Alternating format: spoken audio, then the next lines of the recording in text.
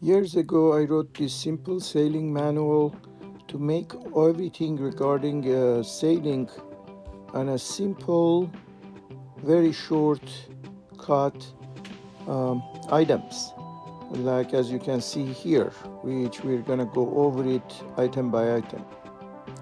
Like here, it shows like how the sail works.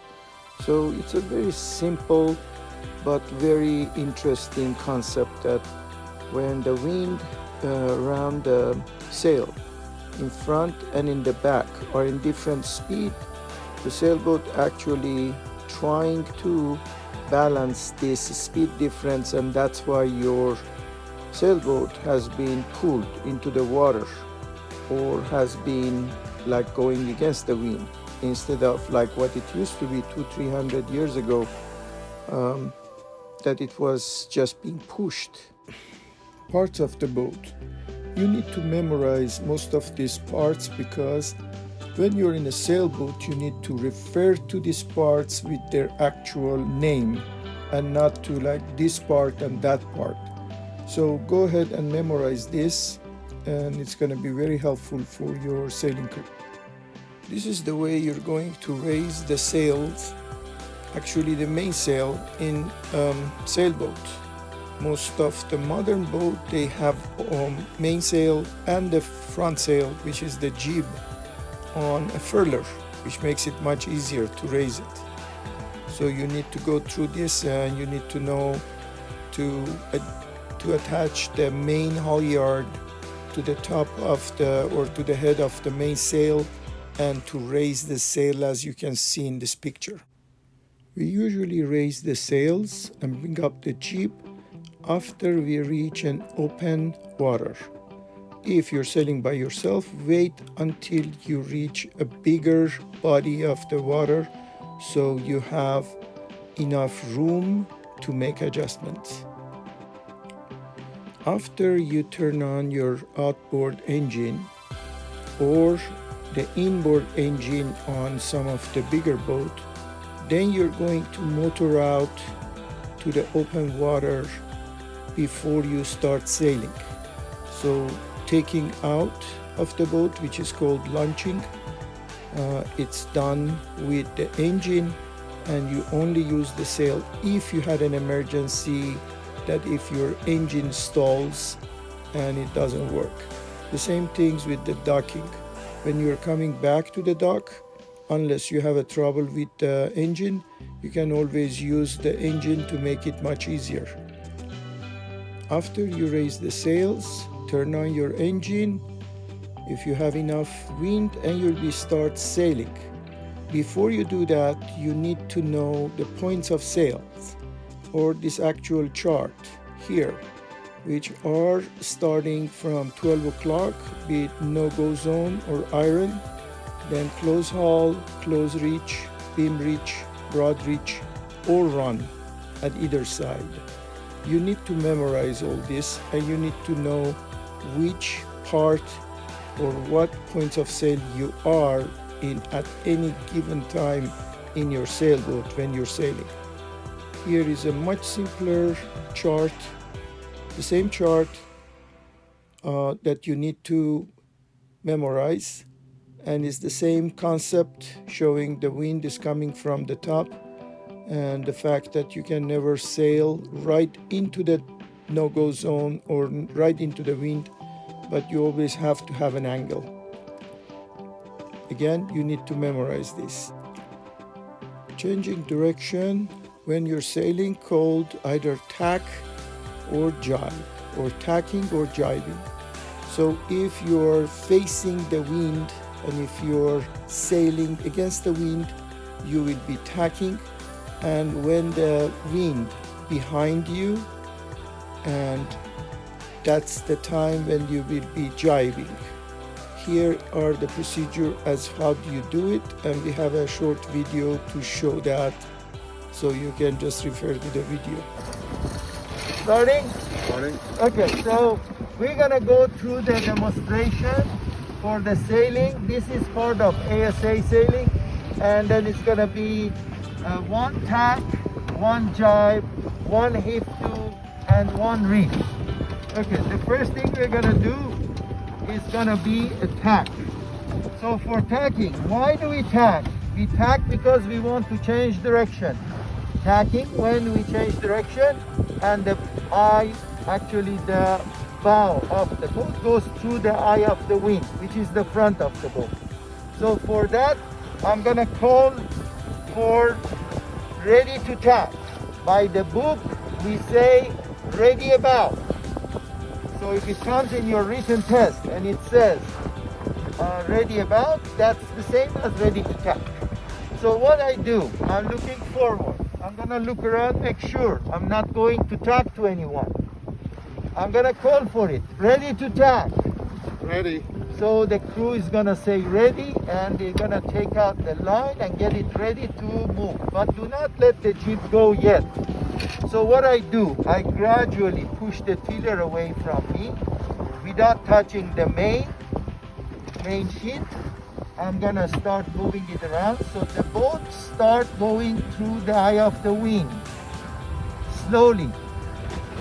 And once the boom start coming over my head, I'm gonna raise the tiller and I'm gonna go to the other side while still looking at the front. Now from one close hull, I'm gonna go to another close hull.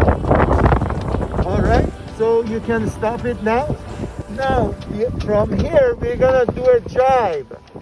Jibe is the same like tack, but this time the stern of our boat gonna go around through the eye of the wind. So this time the wind is gonna be in our back. Remember, to do a proper jibe, we're gonna be on a broad reach first. We never do a jibe from a close hull. To go to a broad reach, you can show the line here. We're going to sit out on the main, and the same thing on the jib. We're gonna bring out about 25 to 30% out. The same things with the jib in front. Just show the jib. Bring it in a little bit, so it's not gonna knock. There you go. Hold it right there. So now, once you reach the broad reach, we're going to call for a jibe. You can bring it back to me. So what I will do first, I'm gonna call for a jibe. Ready to jibe. Ready. Before I do finish my jibe, I'm gonna bring in the main sheet all the way in. This is a safety procedure. So the boom is not gonna come overhead and hit somebody in the head.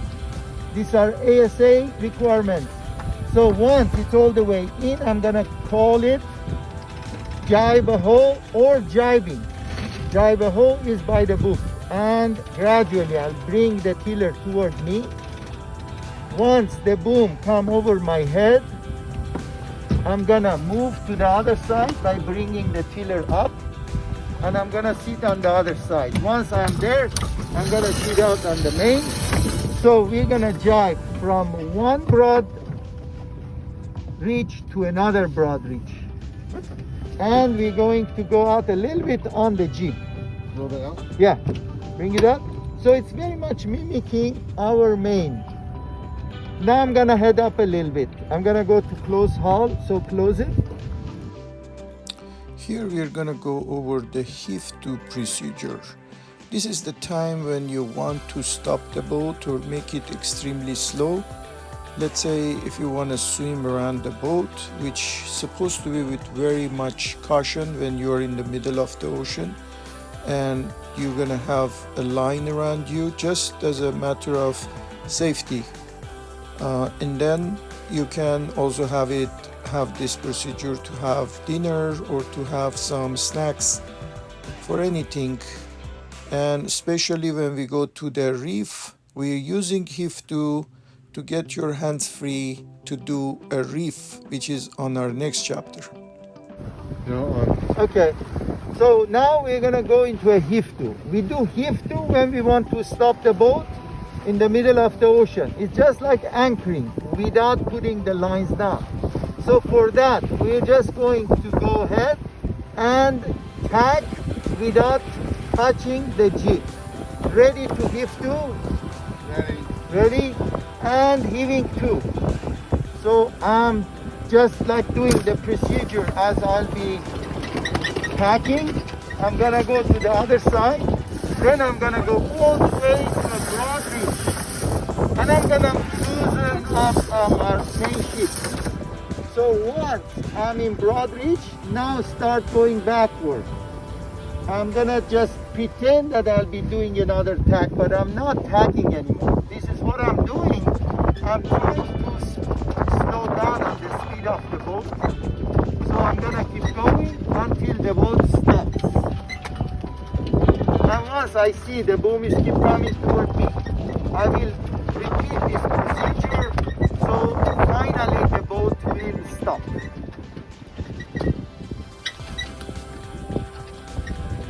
If the boat wants to tack, I shouldn't let it tack, because once it's tacked, I have to repeat all my steps again. So once it gets to this point, I'm gonna put this line around it so that I'm completely off the boat tiller and I'm not doing any more correction. Now what happened to the boat? It tried to goes up as the tiller is pushing it, but the jib is telling not to. So if you want to show the front, and look at the jib. Jib is in the other side, is in the opposite side. And the main is completely loose. So this is called a heave to. You can stop it now. Now, after we have done a heave to, we are going to proceed with a reef if we needed to do a reef. Reefing is done only when there is so much of wind or if you don't feel comfortable for the passengers or for the crew, and we are bringing down the sails, reducing the sail area to make it easier and more controllable sail. Here are the procedures for reefing. Okay, now we're gonna go to a reef. Why do we reef? If we feel we are threatened or we feel like our crew are not feeling comfortable because of high wind or high seas, we are going to reef. Reefing is to reduce our main sail or even our jib, reduce the sail area. So the boat is going to be more under control. So for that, I'm going to go towards our mast. Remember, we are reefed right. So I'm going to grab our main sail now. Out, make all kind of closer. We're going to bring it down all the way until we reach this. The ring is going to go into the hook. Now I'm going to bring this up a little bit just to make sure that we are completely clean. Then I'm going to use the green line, which is our reef line. We're going to bring it in all the way. Look at the back. And once it gets harder to bring it in, what I'm going to do, I'm going to use this winch handle here twice, and then we're going to go up, and I'm going to use that.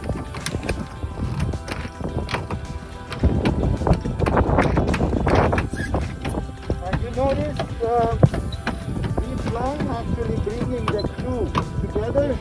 So now we have a new tack and we have a new crew. Next thing, we are just going to tie down this line so we have our sails clear for more visual. So two will have each very simple knots and one in the back.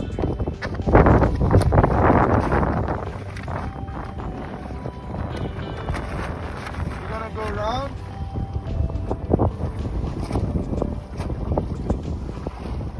So this is the way it's gonna look like. Now we're going to start sailing completely reefed. You can stop it right now. Here is some of the other stuff that we will be doing.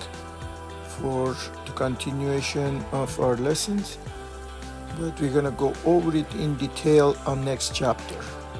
For now, please just take a look at this figure 8 and read the material in your book, and you can also review it here.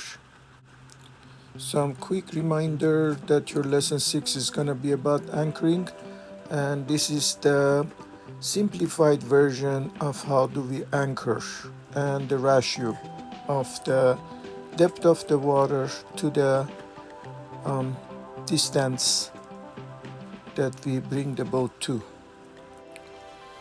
Of course, if you're in around one of these famous islands like Catalina Island in Southern California, you can always use their services or their facility for mooring. Here are the picture and the simplified version. We're going to go over this in your lesson 6. But then if you need to use this, these are enough information here. And remember, for mooring, you'll be actually paying the certain harbor patrol or certain person, because moorings belong to someone. Thank you. Here's a little bit about navigation. You also have a special lesson in this navigation. Here, just the simplified version if you need to just quick review. Here's some of our recommendation, and also I would like to mention that if you would like to join us for our sailing lessons, you can always call me at the number 818-634-5727 or email me at sealocksinc@gmail.com. Or if you want the ASA version of the sailing certificate, you can always call or contact Marina Sailing office nearest you. They have 6 different locations in Southern California. It was a pleasure going over these lessons with you. I hope we can just meet and sail together soon. Thank you.